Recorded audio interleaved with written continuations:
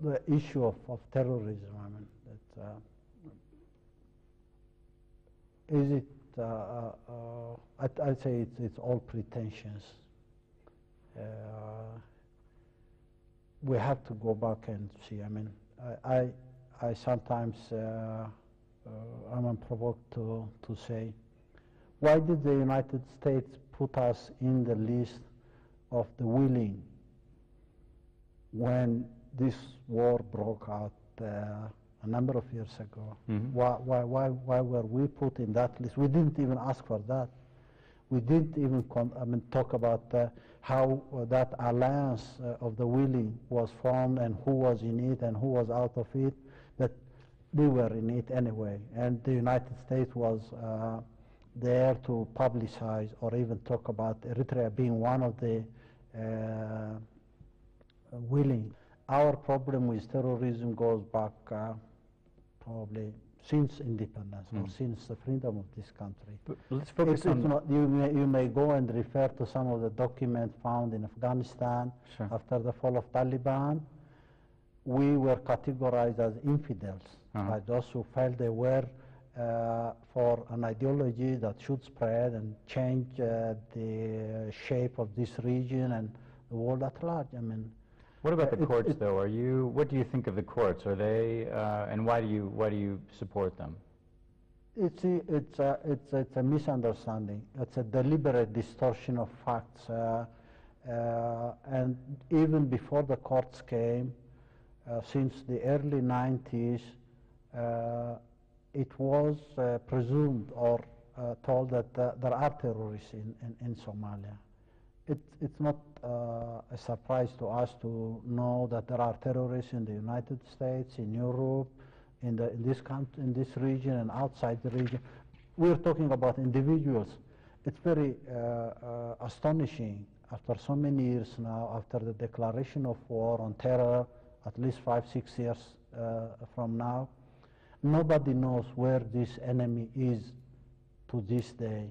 It's amazing. It's amazing with all the resources, and it's obvious for everyone that this phenomena has spread all over the world more than even before the fall of Taliban. This is a fact of life. This is not a matter of theory or analysis, but that's not the main issue now. The specific allegation. Why would one categorize the courts as terrorists? Meaning an organization, a political organization that has direct or indirect links with what people call terrorism, as we've learned it the last few years. The Islamic court is a product of a political process in Somalia for the last 15 years.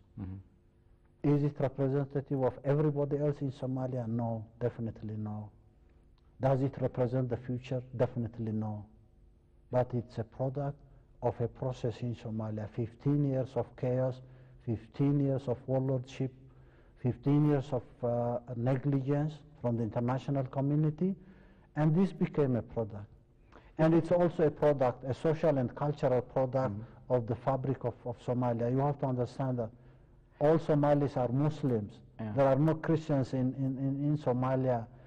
And in a country divided by tribes and clans through the making of the warlords all the 15 years, what would be wrong with someone saying, well, let's work as Muslims together, not as clans and tribes, without resorting to extremist ideas and extremist ways of achieving goals? And it proved effective. And we have seen Mogadishu when the courts were there. I mean, in spite of our disagreement with their ideology, in spite of our reservation or concern about a number of things, that was a product of a political process in Somalia. Was it the right thing? Not at all. I say it was a beginning of a process that could have led Somalia to be more stable and more sober, rather than go again into clan and tribal chaos. So that said, the Islamic court was a product and could have been instrumental to a long-term political process that would bring normalcy to Somalia. We have seen the Islamic courts from that perspective. We still see the Islamic courts from that perspective. We have no illusions that the Islamic courts represents everything else in Somalia. We can't say the Islamic courts represent the future. We have to be realistic about the situation there, and we look at it from a broader perspective. Somalia, geographically, is a strategic country in the Horn of Africa. If we're talking about a peaceful neighborhood, we need to see peace in Somalia. All these interventions we have seen, and it's a shame for people to pretend they're working for the stability of the region and the stability and the well-being of Somalis, and intervene in a manner that would ultimately complicate the lives of Somalis and the situation in the Horn overall. So we recognize the Islamic courts as part and parcel of the political process of Somalia. We still believe the Islamic courts will have to be recognized as part and parcel of this process. It has done its share. It was a product. It could have been this or that constructive element in the political process for the future. We still believe that there is no alternative to that. Anybody trying to do otherwise will be committing a mistake in Somalia. But again, to go back to the question of accusations, what are these hard facts? Time and evidences will have to be provided to prove this accusation. You can't make an accusation out of the blues and get away with it. The main objective of this accusation is misleading public opinion by distorting facts in the first place, or even reversing facts and trying to bring history as an evidence of what is happening now on the ground. That distortion should not be acceptable, and our insistence that evidences should be brought forward and made public so that we may either deny or not deny the accusations. But again, people who made these accusations should not get away with it, in my opinion. Fair or not, or true or not, if the United States puts Eritrea on this very short list of countries that support terrorism, allegedly support terrorism, which includes Iran and North Korea, are you concerned about that, or will it matter to Eritrea? I've been saying the message might have missed its address properly. Was it meant to intimidate us? Was it meant to prevent us from playing a role of some sort for a political process in Somalia that would contribute to peace and stability in the region? Would we be intimidated and refrain from doing our duty as far as the region is concerned?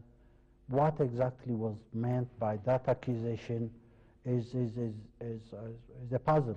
Do you think they timed it so that to intimidate you not to host this conference? I think it was mainly aimed at intimidating us. People may have missed the point, but it was meant to complicate the event that took place a number of days ago in The Hague regarding the demarcation of the border. It would be a surprise to anyone to again know that the whole issue brought up by Ethiopia to the Commission was the question of terrorism. Why would the issue of terrorism be part of the border issue, or even the matter, the technical issue of demarcation? We from day one knew that this was meant to intimidate us and probably influence our position and our attitude regarding the demarcation process, which was not well taken by many, and they directly associated it with the situation in Somalia and the frustration of those who made the mistakes in Somalia to find a scapegoat in Eritrea and make this issue as one excuse for justifying that mistake, or even, as you've mentioned earlier, probably to not allow this conference to happen here. It's clearly evident that if it was meant to intimidate us, to refrain from allowing Somalis to have their conference here in Asmara, it explains how people have been frustrated about this and why they're scared about this conference taking place. Why would anyone not want this conference to happen here? Let me ask